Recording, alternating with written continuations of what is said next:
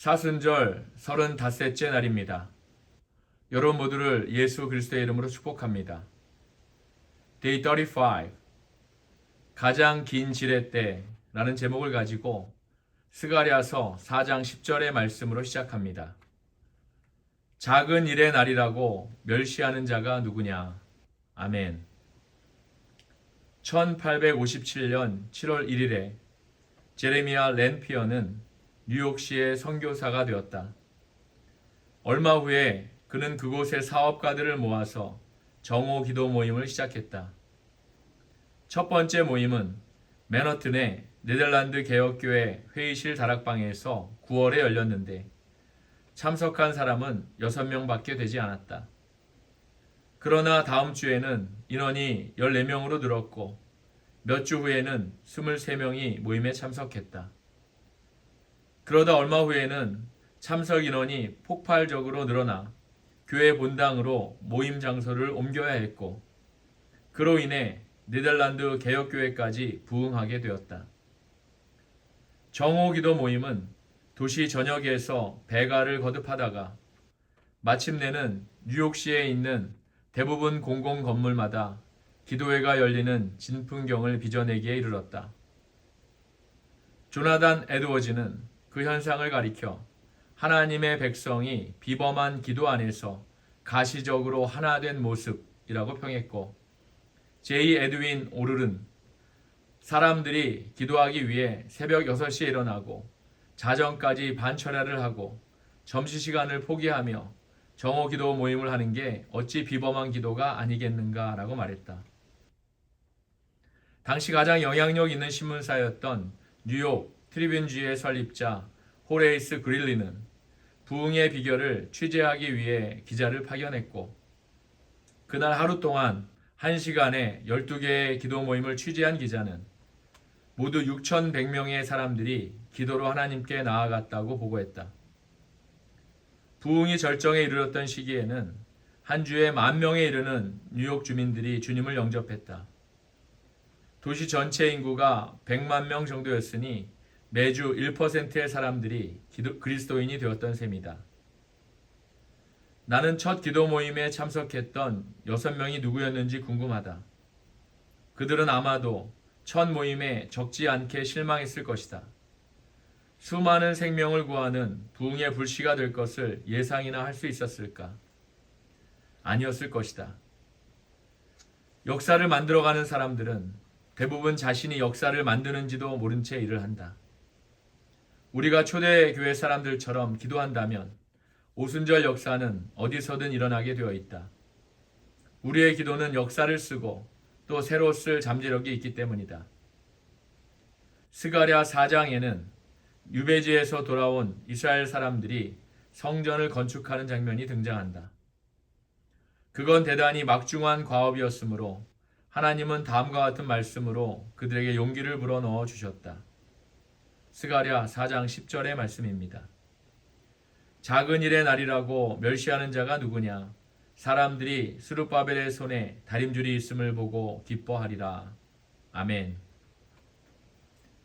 다림줄이란 고대 시대의 측량용 줄자를 말한다. 사실 당시의 이스라엘 백성이 한 일이라곤 측량을 한 것밖에 없었다. 그것이 전부였다. 그러나 하나님은 그 일조차 기뻐하셨다. 첫 걸음마를 뗀 자녀를 보고 좋아하는 부모처럼 하나님 아버지도 우리가 옳은 방향으로 작은 발걸음을 뗄 때 기뻐하신다.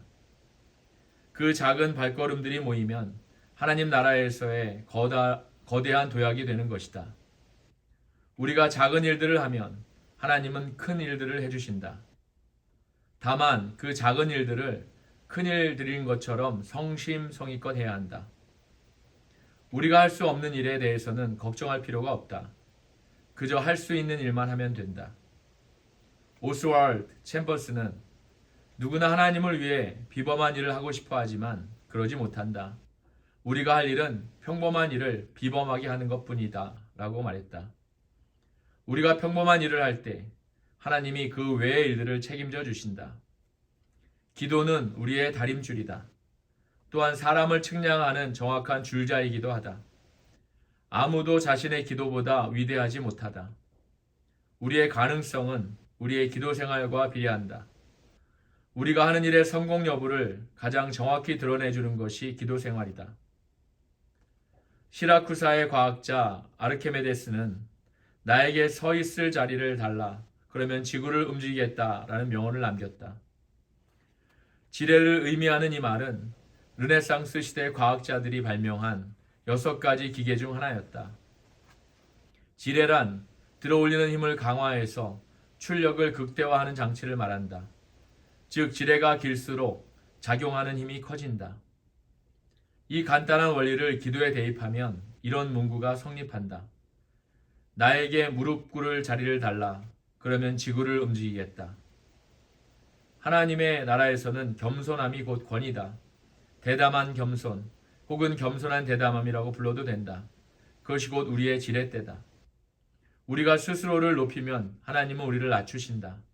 그러나 스스로를 낮추면 하나님이 우리를 높여주신다.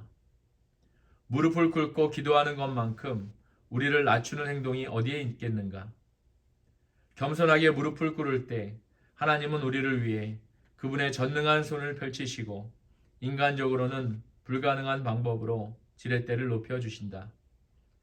우리 교회의 표어 중에 겸손하라, 갈망하라는 표어가 있다. 겸손은 우리가 하나님이 원하시는 길로 들어서기 위한 방편이다. 하나님이 원하시는 길에 머물러 있는 한 우리 안에서 그리고 우리를 통해서 그분이 못하실 일은 아무것도 없다. 내가 하루 중 첫 번째로 하는 일이 무릎 꿇고 기도하는 것이다. 우리 교회에서 40일 기도회를 시작한 이래 그것은 나의 일상적인 의식이 되었다. 40일 기도회가 끝난 후에는 완전히 다른 사람이 되어 있었다. 왜 진작 그러지 못했는지 한스러울 정도였다. 40일 기도회는 끝났지만 더 이상은 다른 방식으로 하루를 시작하고 싶지 않았다. 물론 무릎 꿇는 자체에 어떤 신비한 힘이 있는 것은 아니다. 그러나 그것이 성경적인 방식인 것은 두말할 나위가 없다. 우리 몸의 자세는 마음의 자세에 도움을 준다.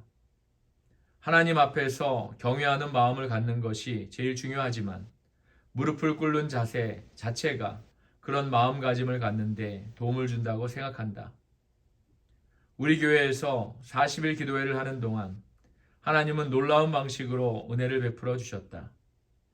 돈을 주어도 할 수 없는 신문 보도의 주인공이 되기도 했다. 워싱턴 포스트지가 우리 교회 소식을 주말 메트로 섹션에 머리 기사로 실었는가 하면 몇 주 뒤에는 투데이쇼 제작자들이 우리 교회 예배 장면을 카메라에 담아서 40일 기도의 마지막 날에 TV로 방영하기도 했다.